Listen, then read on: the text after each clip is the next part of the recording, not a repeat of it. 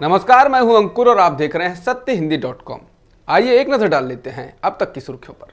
केरल में हाल में हुए विधानसभा चुनाव में मिली हार के बाद कांग्रेस आलाकमान गुटबाजी करने वाले नेताओं पर सख्त हो गया है। पार्टी ने वीडी सतीशन का विपक्ष के नेता के रूप में चयन करके यह साफ संकेत दे दिया है कि गुटबाजी बर्दाश्त नहीं की जाएगी। केरल में कांग्रेस नेताओं के बीच जबरदस्त गुटबाजी के कारण ही पार्टी आलाकमान ने विधानसभा चुनाव में किसी भी नेता को मुख्यमंत्री पद का उम्मीदवार घोषित नहीं किया था।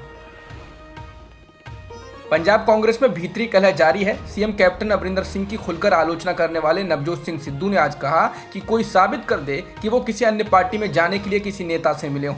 अमरिंदर सिंह द्वारा इस बात के संकेत दिए जाने कि सिद्धू आम आदमी पार्टी में शामिल हो सकते हैं, सिद्धू ने जवाब दिया है।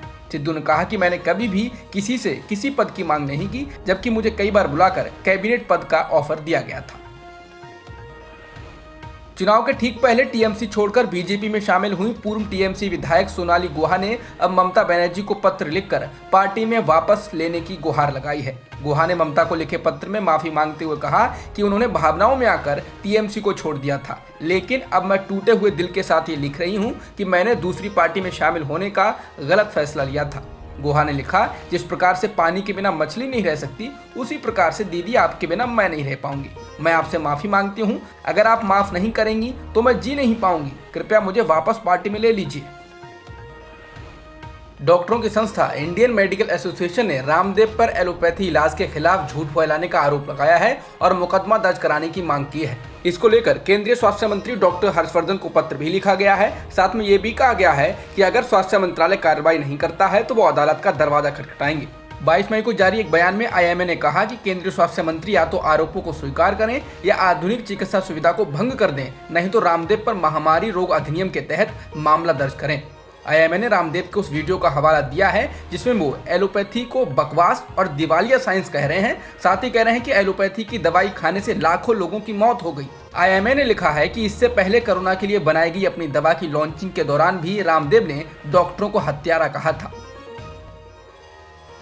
दिल्ली में लगातार कोरोना के मामलों में कमी आ रही है। पिछले 24 घंटों में दिल्ली में 2260 मामले दर्ज किए गए हैं, जो कि 1 अप्रैल के बाद से एक दिन में आए सबसे कम मामले हैं। इसके अलावा मृतकों की संख्या में भी बड़ी गिरावट देखी गई है। दिल्ली में पिछले 24 घंटों में 182 लोगों की मौत हुई है। ये 31 मार्च के बाद से सबसे कम संख्या है, जिसके बाद दिल्ली में अब सक्रिय मामले 31,000 हो गए हैं। और तो वहीं दिल्ली में पॉजिटिविटी रेट गिरकर 3.68% हो गया है। दिल्ली के मुख्यमंत्री अरविंद केजरीवाल ने राजधानी में 18 साल से ऊपर के लोगों को कोरोना टीका देना शनिवार से बंद करने का ऐलान कर दिया। उन्होंने कहा कि इसकी वजह टीके की कमी है। बता दें, दिल्ली ही नहीं, देश के कई राज्यों और केंद्र शासित प्रदेशों में टीके की खुराक की कमी की वजह से टीकाकरण बंद कर दिया गया है। दिल्ली के मुख्यमंत्री अरविंद केजरीवाल ने कोरोना टीके की उपलब्धता बढ़ाने के लिए केंद्र सरकार को 4 सुझाव भी दिए हैं। केजरीवाल ने कहा कि सरकार वैक्सीन बनाने वाली सभी कंपनियों को बुलाकर भारत बायोटेक की वैक्सीन बनाने का आदेश दे।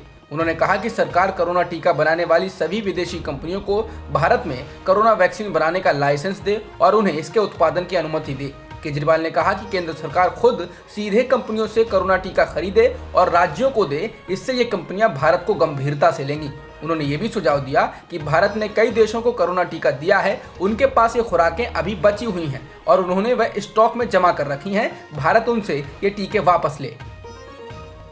बिहार के पूर्व मुख्यमंत्री लालू प्रसाद यादव को सीबीआई ने डीएलएफ घूस मामले में क्लीन चिट दे दी है। एनडीटीवी ने सूत्रों के हवाले से खबर दी है। लालू को हाल ही में चारा घोटाला मामले में जमानत मिली थी। चारा घोटाला मामले में लालू 3 साल तक जेल में रहे थे। सीबीआई की आर्थिक अपराध शाखा ने जनवरी 2018 में इस मामले में लालू यादव और डीएलएफ ग्रुप के खिलाफ जांच शुरू की थी। इस मामले में आरोप ये था कि डीएलएफ ग्रुप की नजर मुंबई के बांद्रा में रेलवे के एक प्रोजेक्ट और नई दिल्ली रेलवे स्टेशन के नवीनीकरण के प्रोजेक्ट पर थी।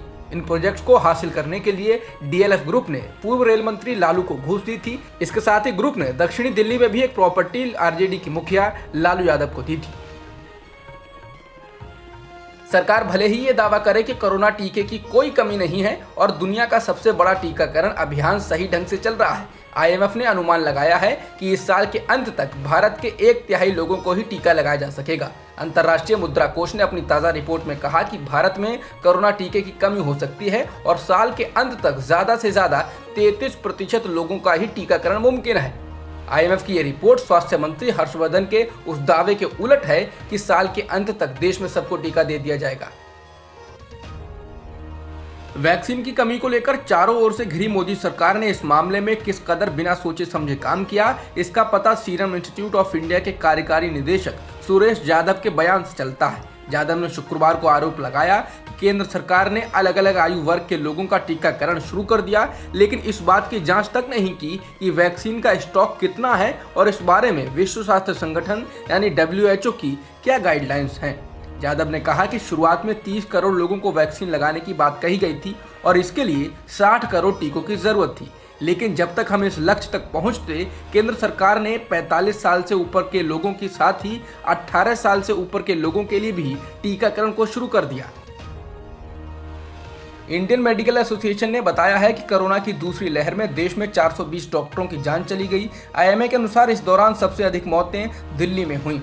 दिल्ली में 100 डॉक्टरों की मौतें हुई। इसके अलावा बिहार में 96 और उत्तर प्रदेश में 41 डॉक्टरों ने अपनी जान गंवाई। लोकसभा चुनाव 2014 में वाराणसी लोकसभा सीट से नरेंद्र मोदी के प्रस्तावक रहे और पद्म विभूषण से सम्मानित जाने माने शास्त्रीय गायक पंडित छन्नूलाल मिश्रा ने सोचा नहीं होगा कि उनके जीवन में इतने खराब दिन आएंगे। छन्नूलाल मिश्रा की बड़ी बेटी की 20 दिन पहले वाराणसी के एक अस्पताल में मौत हो गई। तब से अब तक मिश्रा इस बात की गुहार लगा रहे हैं कि उन्हें बताया जाए कि अस्पताल में उनकी बेटी के साथ आखिर हुआ क्या। शुक्रवार को मिश्रा जब पत्रकारों के सामने आए तो फबक पड़े।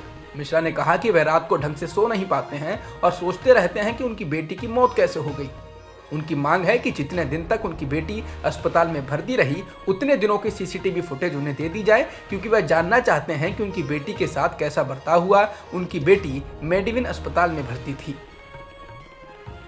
कुछ दिन पहले ही बीजेपी सरकार ने पश्चिम बंगाल के सभी 77 बीजेपी विधायकों को केंद्रीय सुरक्षा प्रदान की। इसके बाद काफी सवाल उठे, लेकिन अब केंद्र सरकार ने शुभेंदु अधिकारी के भाई शिशिर अधिकारी और पिता दिव्येंदु अधिकारी को Y+ सुरक्षा दे दी है। ये दोनों लोकसभा सांसद भी हैं। बता दें, शुभेंदु अधिकारी ने हाल ही में हुए राज्यसभा विधानसभा चुनाव में ममता बनर्जी को नंदीग्राम से 1200 वोटों से हरा दिया था।